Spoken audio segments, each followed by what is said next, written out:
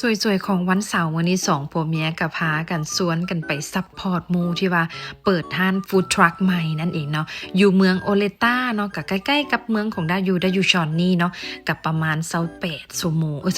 28นาทีประมาณนั้นเนาะแล้วตอนจอดไฟแดงเห็นรถฟู้ดทรัคน้อยคันนึงนะก็เลยเก็บภาพมาให้ทุกคนได้เบิ่งกันเนาะหลังจากที่ไปฮอดแล้วบ่แม่นจะฮันนี่แม่นมิสเตอร์โปโยเนาะฮันไก่ปิ้งของคนเม็กซิโกเนาะเห็นกะเจ้าว่าแซ่บแต่ว่าก็ยังบ่ได้เลยลองชิมเนาะเพราะว่าเป้าหมายก็คืออยากมาซัพพอร์ตอุดหนุนหมู่เนาะแล้วก็ขี่ไก่มาหน่อยนึงก็จะเป็นห้านหมู่ผัวเนาะหมู่ผัวคนนี้เนี่ยมันเพิ่นเฮ็ดเวียกนำกันอยู่ซิสโก้เนาะเราเปิดรถฟู้ดทรัคเราก็เลยออกมาเนาะแต่ตอนไปห้านนั้นบ่เจอเราเพราะว่าเราไปเฮ็ดข้าวจีส่งกับเจ้ามีแต่พนักงานเรา2คนเนาะเราเฮ็ดทั้งข้าวจีส่งแน่แล้วก็เฮ็ดขายฟู้ดทรัคแน่เนาะแล้วข้าวจีที่เราเฮ็ดนั่น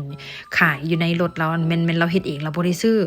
ด้านนะเป็นคนบ่ค่อยมากินแซนด์วิชบ่ค่อยมากินเบอร์เกอร์ทุกคนกินไปก็กินข้าวบ่อิ่มบ่ฮู้ว่าคนอื่นเป็นคือกันบ่อยากเว้าหลายลูกบ้านนอกบ้านนาก็ประมาณนี้แหละเนาะแต่ว่าของเราน่ะแซ่บๆทุกคนเบิ่งแม่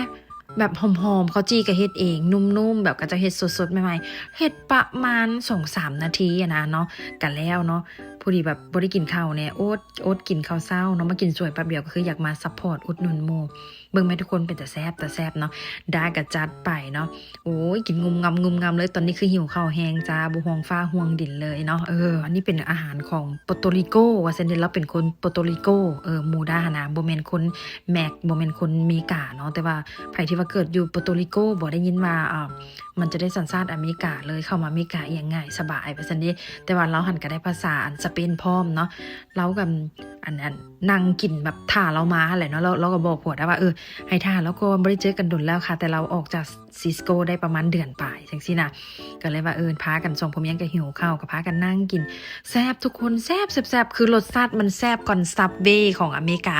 แซ่บก่อนแบบอีหยังอะนะคือที่เคยกินมานะทุกคนร้านของเราจะตั้งอยู่เมืองโอเลต้าเนาะ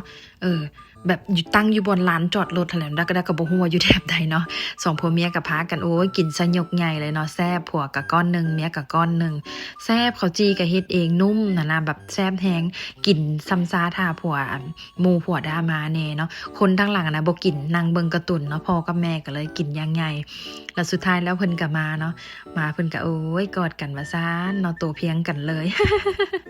ไอ้หนุ่มโปรโตริโกเนาะเปิดร้านฟู้ดทรัคขายดีขายได้มื้อนึง 3,000 ปลายกว่าดอนสารแบบเราขายฮอดประมาณ 3-4 โมงก็หมดแล้วนะเนาะโอ้ยดีใจน้ำมูเลยเนาะคันไอ้เฮามีเงินซื้อรถฟู้ดทรัคเปิดห้างแบบนี้ได้ขายดีแบบนี้นี่แบบโอ้ยปลื้มใจภูมิใจแล้วแหละเนาะแต่ก็คือสิยังไก่อยู่ทุกคนรถก็บ่แม่นราคาถึกๆเนาะผัวหาคนเดียวเก็บฮอดปีใดจริงสิได้รถฟู้ดทรัคกับหมู่บ่เป็นหยังตอนนี้ก็สู้ซนไปก่อนเนาะมาตลาดเอเชียมาซื้อเครื่องเฮ็ดไส้อั่วส้มเนาะหรือว่าไส้กรอกอีสานไว้ไปขายอยู่ที่งานบุญงานบุญว่าซั่นได้นั้นบุญวัดลาวก็ได้ไปอยู่เอลจินอิลลินอยส์เนาะหรือว่าอยู่วัดเมืองแฮมสเตอร์อิลลินอยส์แล้วเจอกันเด้อทุกคน